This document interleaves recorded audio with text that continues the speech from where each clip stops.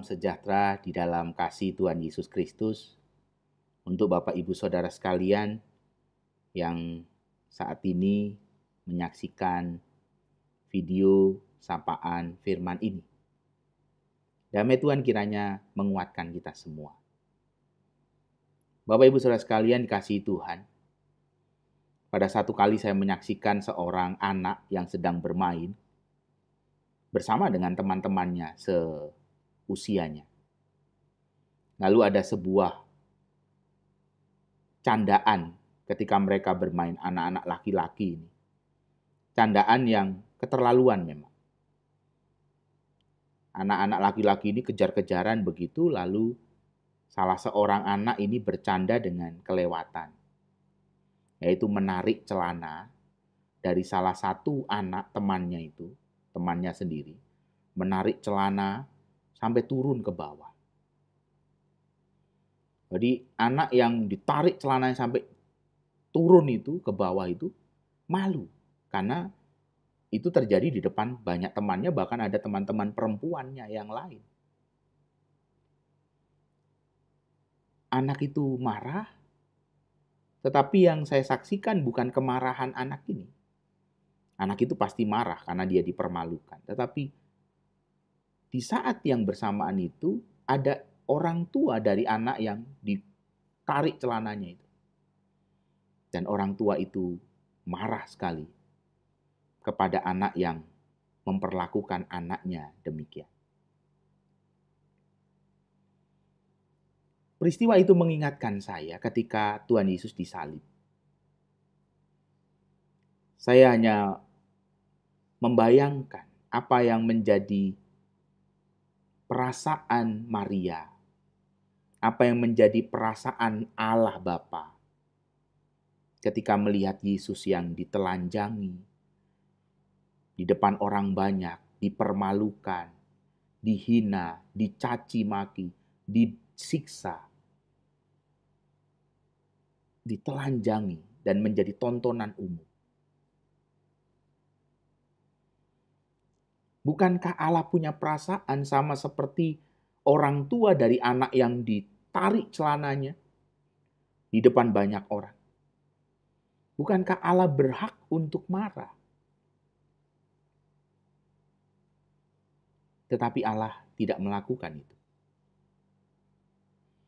Allah membiarkan anaknya menanggung semua rasa malu itu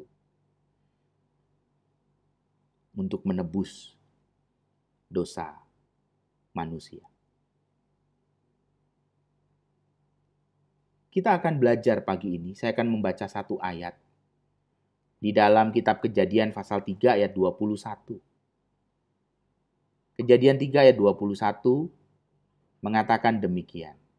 Dan Tuhan Allah membuat pakaian dari kulit binatang untuk manusia dan untuk istrinya itu, lalu mengenakannya kepada mereka.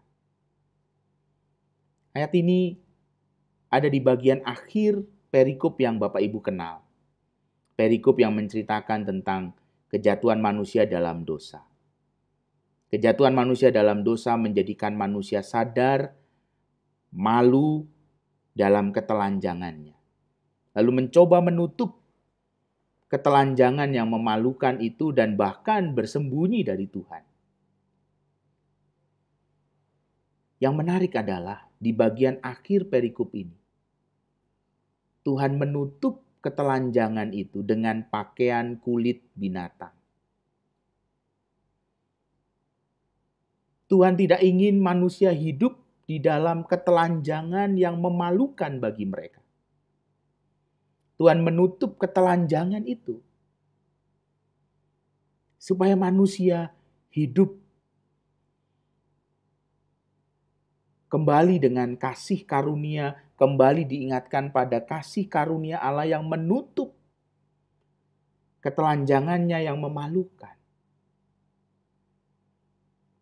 Allah tidak membiarkan mereka terus hidup di dalam ketelanjangan yang memalukan. Allah memberikan pakaian dari kulit binatang. Dan kalau seekor binatang diambil kulitnya, pastilah binatang itu dikorbankan. Dan binatang itu pastilah mati. Untuk pakaian kulit itu Tuhan mengorbankan seekor binatang korban. Supaya kulitnya bisa dipakai untuk menutupi ketelanjangan manusia yang memalukan karena dosa. Menjadi sebuah perenungan yang menarik. Kalau Tuhan mau menutup ketelanjangan kita yang memalukan di dalam hidup kita yang berdosa ini, masakan kita akan mempermalukan orang lain di dalam keberdosaannya, di dalam ketelanjangannya? Tentu tidak. Tetapi apa yang terjadi dalam kehidupan ini? Begitu banyak orang yang senang sekali membicarakan tentang keberdosaan orang lain, ketelanjangan orang lain yang memalukan, dibicarakan, diceritakan untuk mempermalukan orang lain. Saudaraku, kita dipanggil oleh Tuhan untuk mengampuni, bukan membicarakan kesalahan orang lain. Karena kita semua adalah orang-orang berdosa, yang dimana dosa itu telah diampuni oleh Allah, telah ditebus oleh Allah supaya kita tidak terus hidup dengan ketelanjangan yang mempermalukan kita. Mari kita hidup menjadi orang-orang yang penuh dengan pengampunan, menjadi orang-orang yang hidup untuk memuliakan Tuhan, bukan untuk mempermalukan orang lain. Karena ketika kita mempermalukan orang lain, kita sedang mempermalukan Tuhan. Karena Tuhan sudah mengasihi kita. Kita ini milik Tuhan. Tuhan ingin kita supaya tidak mempermalukan orang lain. Karena Tuhan juga tidak pernah mempermalukan kita. Tuhan menolong kita di dalam kasih karunia-Nya. Amin.